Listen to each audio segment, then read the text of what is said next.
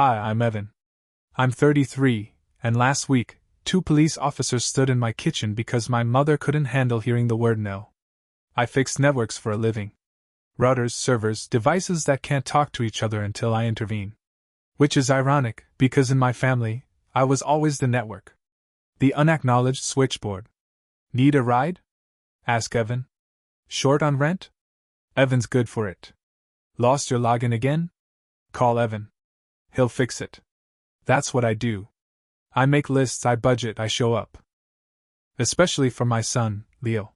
He's 10, Lego obsessed, and completely convinced I'm the kind of dad who can bend time to make things better. And I try. I really try.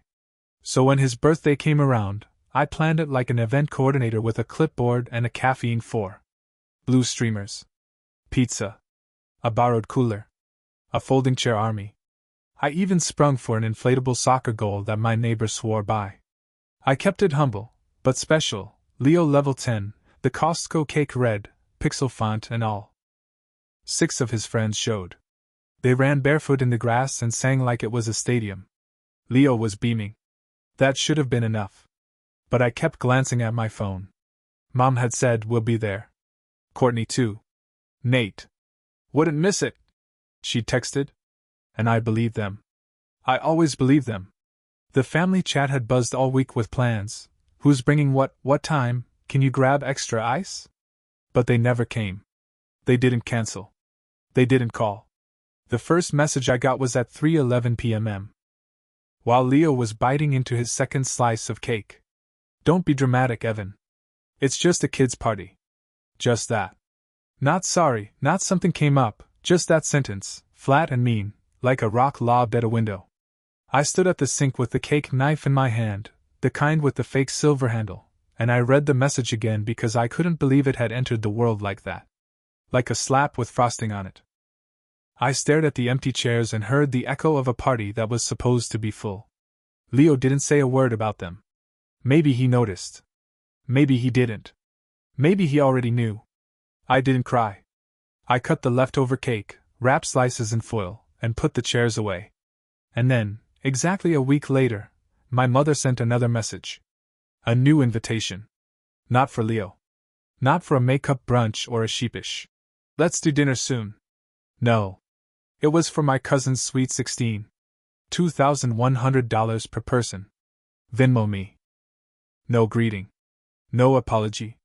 No acknowledgement of what they'd skipped. Just an invoice. So I sent her $1 with a note that said congratulations. And then I changed the locks. The locks clicked into place like punctuation. A full stop. A reset.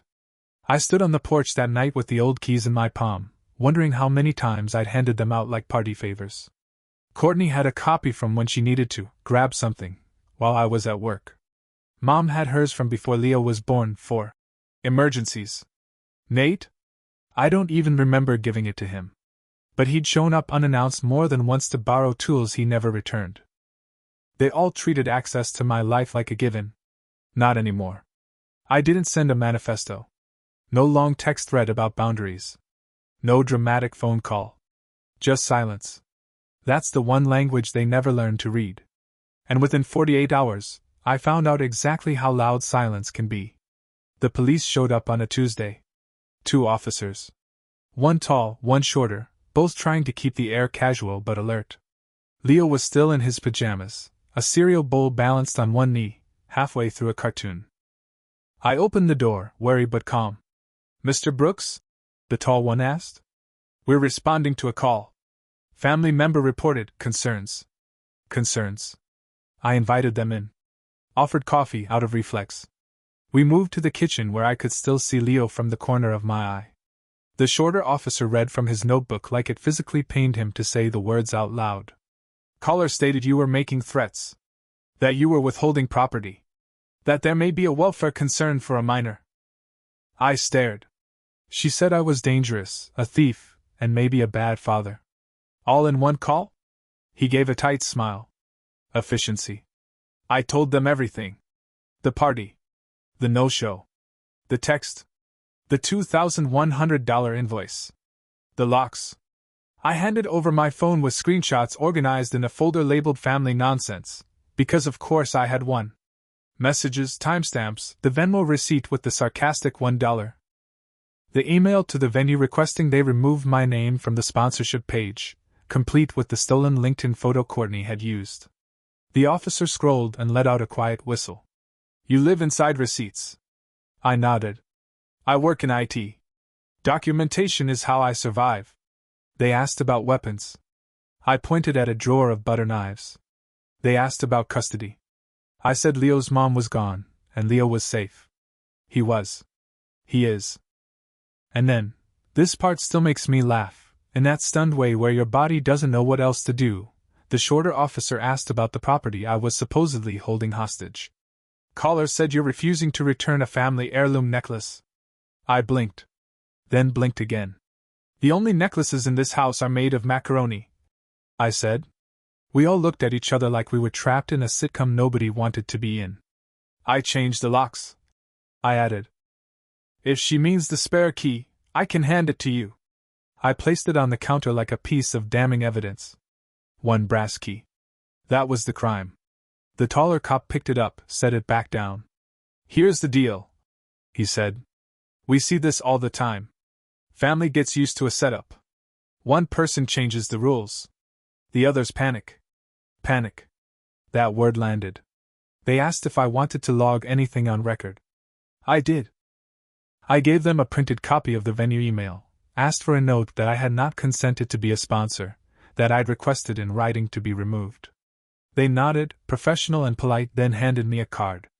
If anyone shows up and won't leave, call us. Don't engage. And with that, they left. The door clicked shut.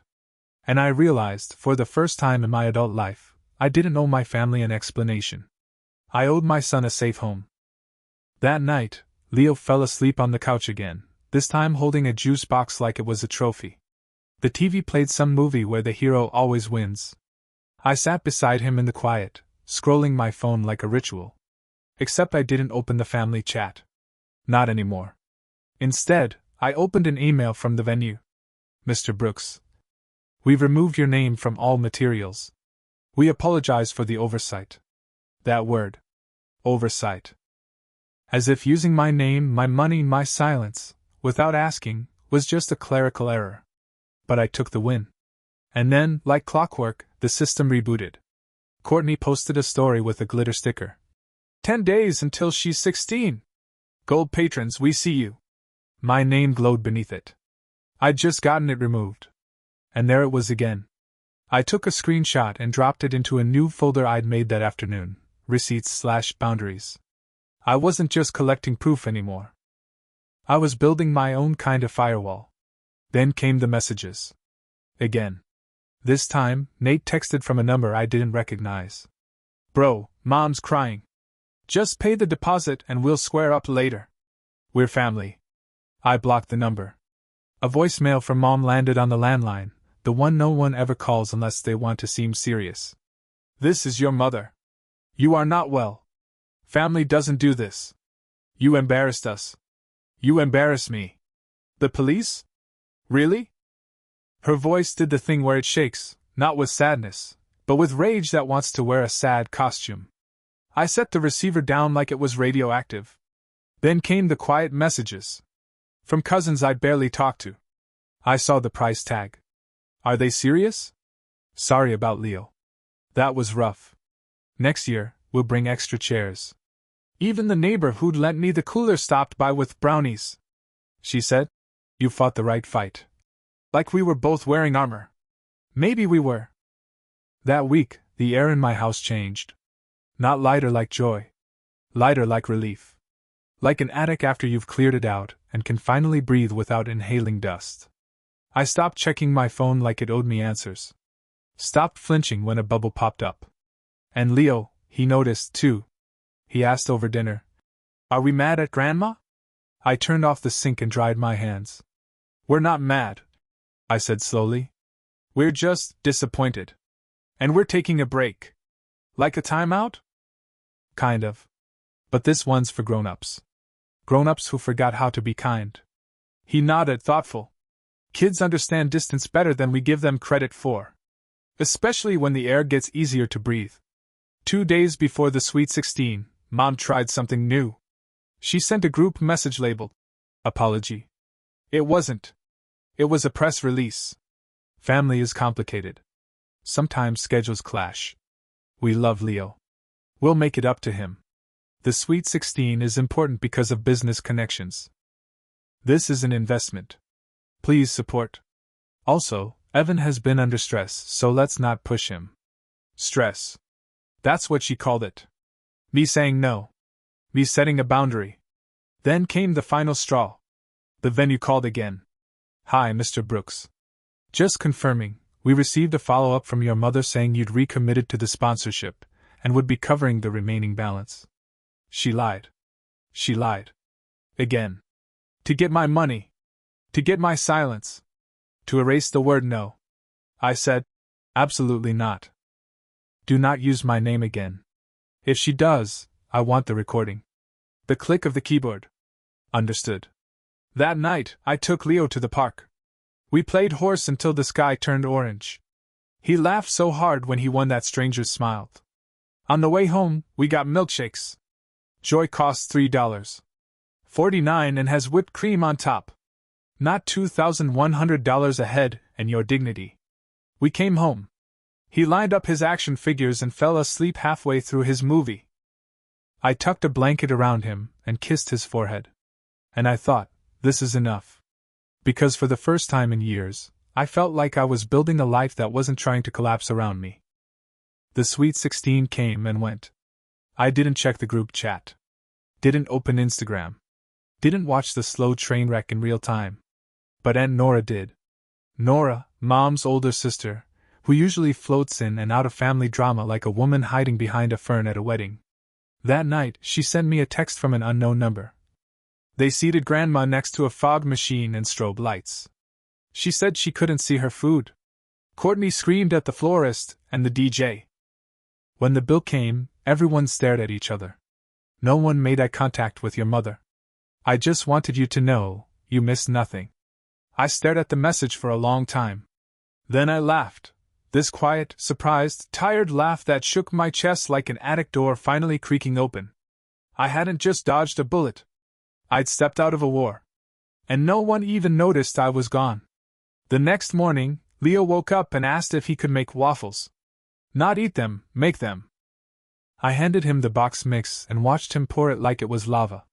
He grinned at me over his shoulder like, "I got this, Dad." Later, while he did math homework at the table, I stared at my laptop and realized I was doing something I hadn't done in years. Nothing. No receipts to scan. No deposit to cover. No message to draft that walked the razor edge of being firm but not too firm, clear but not too cruel. No emotional unpaid labor. Just a kid at the table and peace humming in the wires. That week, I started building something new. Not out of spite. Out of space. I made a Google Drive folder, receipts/boundaries. Every time a guilty thought tried to crawl up my spine, "You're being harsh. You'll regret this. You're tearing the family apart," I'd open that folder. And I'd drop in another screenshot. Another message. Another voice memo. And the thought would fall silent under the weight of its own evidence. I told my boss I couldn't cover any more surprise weekends. He nodded. Good. Go be a dad. I made a sticky note for the soccer camp scholarship deadline and actually submitted it on time. I pulled out the shoebox where we'd folded the birthday banner. I taped it to the inside of Leo's closet door. Not to hang it again. Just to remind myself we did something good. Even if it hurt. On Thursday, an envelope showed up. No return address, just careful, wobbly kid handwriting. Dear Leo, happy birthday. Sorry we couldn't come. My mom said we had to go to a different party. I wanted the cake with the pixels. From Emma, a neighbor. Inside were $2, taped in with Scotch tape and hope. Leo held it like buried treasure. Dad. She remembered the pixels.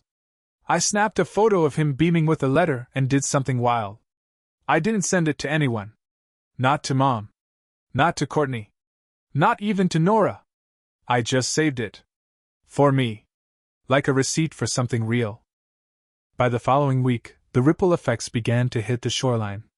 Quiet at first. Then louder. The family group chat sputtered back to life like a dying engine. Courtney posted a carousel of photos from the Sweet 16 with the caption, "What a magical night! Thank you to everyone who made it possible. Sparkling heart, #blessed, #grateful." My name didn't appear. But in the final photo, one of those blurry dance floor shots with confetti in the air, you could spot Grandma in the background, looking directly at the camera, frowning. She'd had enough dry ice for one lifetime. The comments were a masterclass in performative celebration. "You're a queen! Such a vibe! The best parties are the ones you feel." I wanted to reply, "You mean in your wallet?" But I didn't. Instead, I deleted Instagram from my phone. The app icon wiggled like it knew I was serious. 2 days later, Nate tried again. This time, via email. "Man, look! I get it. But Mom's still spinning out. She said you're acting like a stranger? Can't we just reset? Like, I'll pay you back. Swear. Let's just get this behind us." Behind us. Like it was a spilled drink, and not a years-long siphoning of time, money, and respect. I didn't reply. He followed up 12 hours later with one line. "Leo deserves better than this." I stared at that for so long I thought my screen would burn it in. Leo does deserve better. That's exactly why I'm doing this. Next came the guilt bouquet, a voicemail from Mom on the landline again. "This is your mother. You don't treat family this way. You've humiliated us." Me. Calling the police? After everything I've done for you? After I raised you? That part got me. The after I raised you, like it was a debt I could never finish paying. Like she'd presented a bill that would auto-renew every year until I died. I let the voicemail play out. Then I saved it. Labeled it Emotional Blackmail 001 and dropped it into the folder. Receipts are funny like that. They don't fix things. But they remind you you're not crazy. In contrast, the soft notes started rolling in. A cousin I hadn't talked to since high school messaged me. "Just wanted to say, that party price was wild. We didn't go either. Also, I heard about Leo. That sucked. Next year, we'll bring cupcakes." The neighbor who loaned me the folding chairs knocked with a plate of cookies this time. "You good?" she asked gently. "I think I am," I said. She handed me the plate and said, "You finally drew a line. Most people never do." The house stayed quiet that weekend. Not lonely quiet, clean quiet. Like a room where someone finally turned off a faucet that had been dripping for years. Leo didn't ask about anyone. Not Mom. Not Aunt Coco. Not even Nate. He just kept building his Lego moon base, humming something from a YouTube video under his breath. I didn't ask how he felt. I didn't need to. Kids know when a door closes. But they also know when the air is safer inside. 2 weeks later, I realized my life was quieter. Not just the house. Not just my phone. Me. There's this thing that happens when you stop tensing for the next ask, the next fire drill dressed as family, the next hey, quick favor? You get your bandwidth back. Slowly. Quietly. Like someone turning the lights back on in rooms you forgot existed. I took Leo to the dentist that Monday. We sat in the waiting room with a highlights magazine from 2012 and a woman in scrubs who kept sneaking glances at us. "Your son?" she finally asked. I nodded. "He's polite. Good listener. You doing this on your own?" "Mostly," I said. She smiled. "Well, you're doing great. I just wanted to say that." It took everything I had not to cry in the laminated chair. Later that night, while Leo was rinsing his mouth with bubblegum fluoride, I found a new message in my unknown sender's inbox. "And Nora. Again. Your mother's still furious. Courtney says you've ruined her trust in people. Nate's pretending none of it happened. But listen. Grandma started asking about Leo. Not in the group, just to me. Said she misses his voice. Said the party was a parade of noise.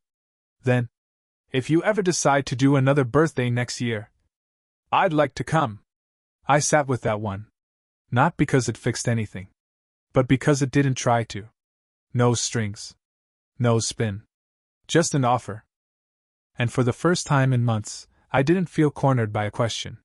I felt invited. Not yet, I thought. But maybe one day. I stood in the hallway and watched Leo sleep. One foot sticking out of the blanket, an action figure tucked in his elbow. The nightlight glowed like a low ember. The whole room breathing slow and safe. This was mine. This is mine. Not the borrowed keys. Not the fake favors. Not the gilt and glitter. This. I tucked him in and whispered, "You did great this year." Then I walked into the kitchen, made tea, and opened a new spreadsheet. Not for them. For me. Plans for next year. Invite people who show up. Budget for cake, not apologies. Don't buy extra chairs just in case. Teach Leo to make real waffles. Keep every receipt. Let peace be loud. The doorbell didn't ring that night. The phone didn't buzz. The locks stayed locked. And I went to bed knowing something I hadn't known in a very long time. You don't owe people access just because they share your last name. You owe your kid a life where love shows up on time. And if that makes me difficult? Good. Let them learn the hard way what happens when the family switchboard cuts the line.